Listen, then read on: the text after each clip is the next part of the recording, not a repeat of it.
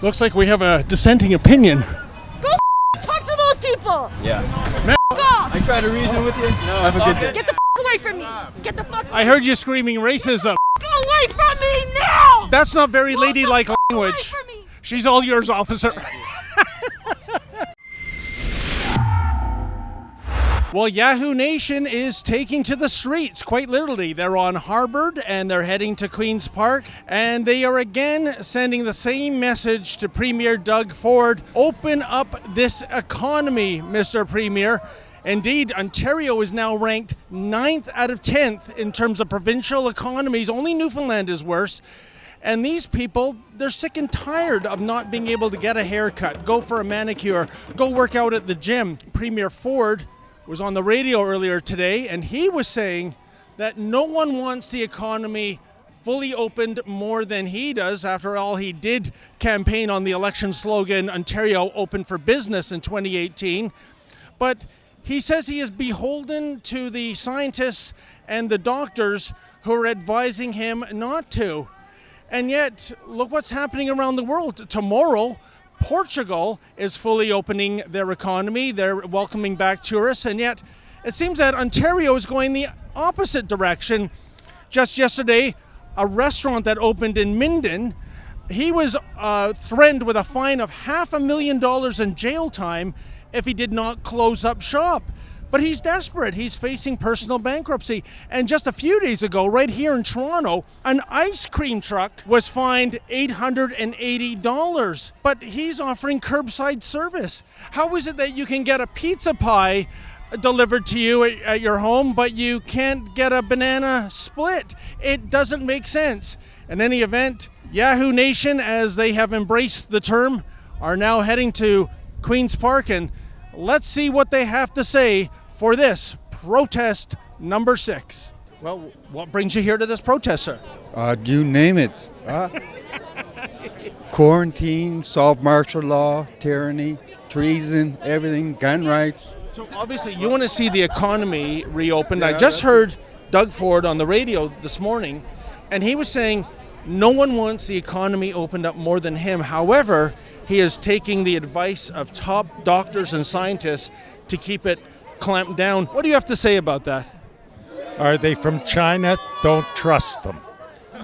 You think he's getting his advice from China? No, but the doctors maybe. Do you buy that explanation? It's all bull. It's all bull. Open it up. Open it up.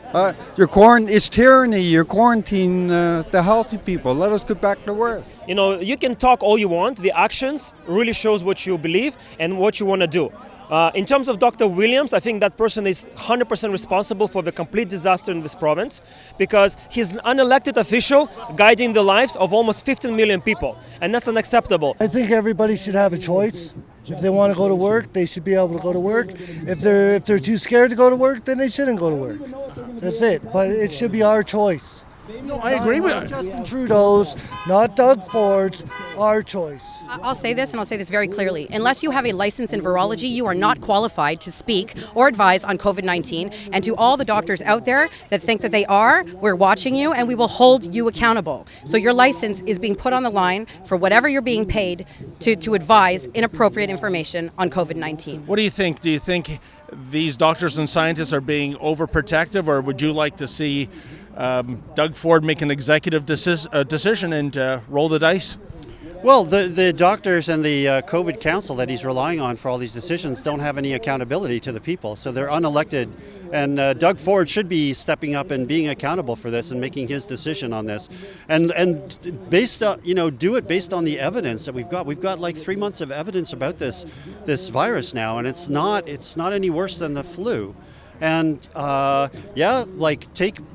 focus your efforts on protecting those that are at risk. Everybody else, it's 99% recovery rate. Most people don't even know they've got it, and it's totally unreasonable to destroy the economy over this. 82% of the fatalities have been in long-term care homes. I will say this much. Since April 12th, the bioscience team from Sunnybrook Hospital, who have first isolated COVID-19, has informed this government on April 12th, and we have the report.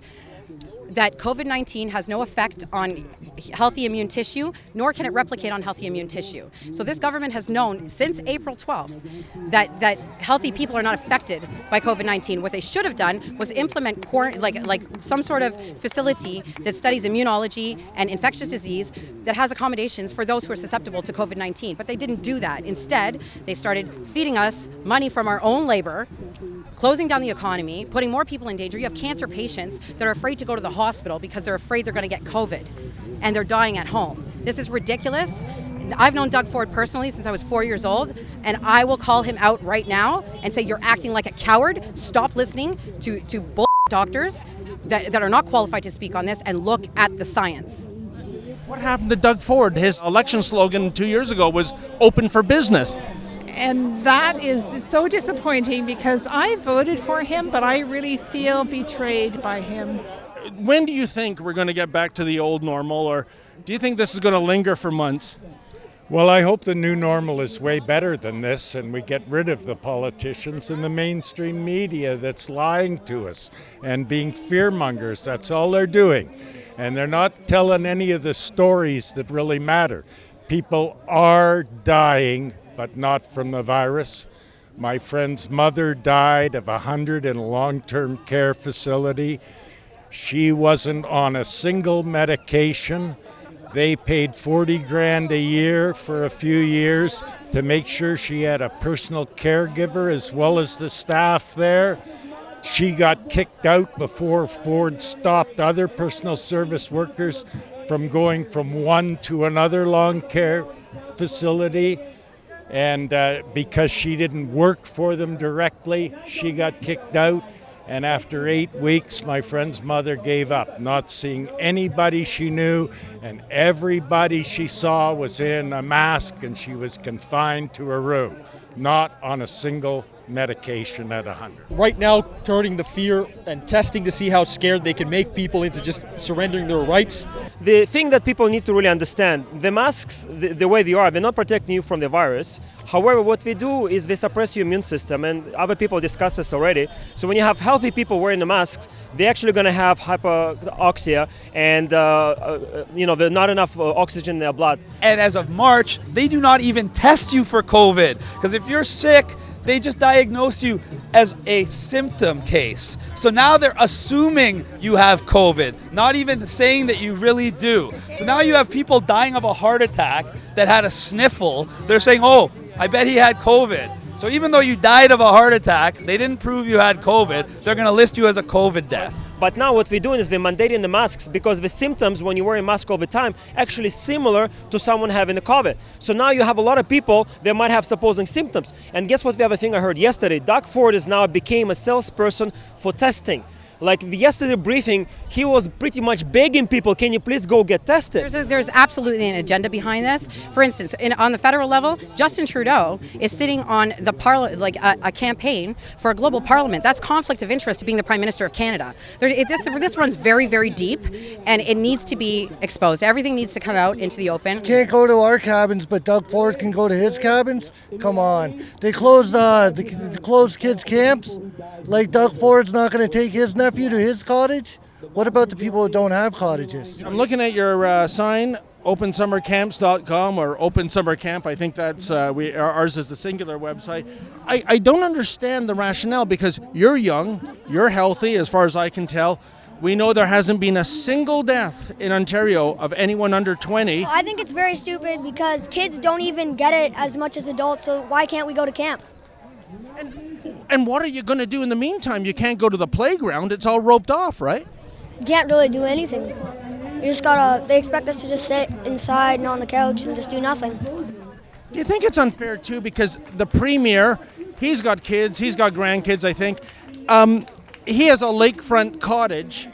They'll be able to have the camp experience, but you won't be able to. Yeah, I think that they should just open, like they give us a little bit, they open a little bit. When no, we have to open Canada. Free Canada, that's what the other side is. Oh, make Canada free again. Wow, you are quite the young political activist. Yeah. Yep. Oh, sir, I'm admiring your sign, let them eat cherry cheesecake. I mean, there are a whole bunch of people that have lost their jobs, they're unsure of their future, and he's advising people to stay home and eat cherry cheesecake. It's so terrible. I mean, to have a leader who's so off message and who's so off key, to be able to go and do something like that as some sort of comfort, it's like a slap in the face to Ontarians, and that's why I'm out here. I generally don't protest, but I saw that and I thought, I have to come out. It makes no sense, but like we see, you can talk all you want, the actions really shows what you can stand behind. So unfortunately, Doug Ford has failed people of Ontario. I'm going to repeat, Doug Ford had failed the people of Ontario. He's taking responsibility with his words, but how about some actions now? Hey folks, have you heard Premier Doug Ford, the one who ran on the campaign slogan, open for business?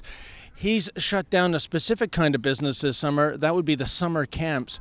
We think that's wrong. We think it's disgraceful, actually. So please sign our petition, opensummercamp.com.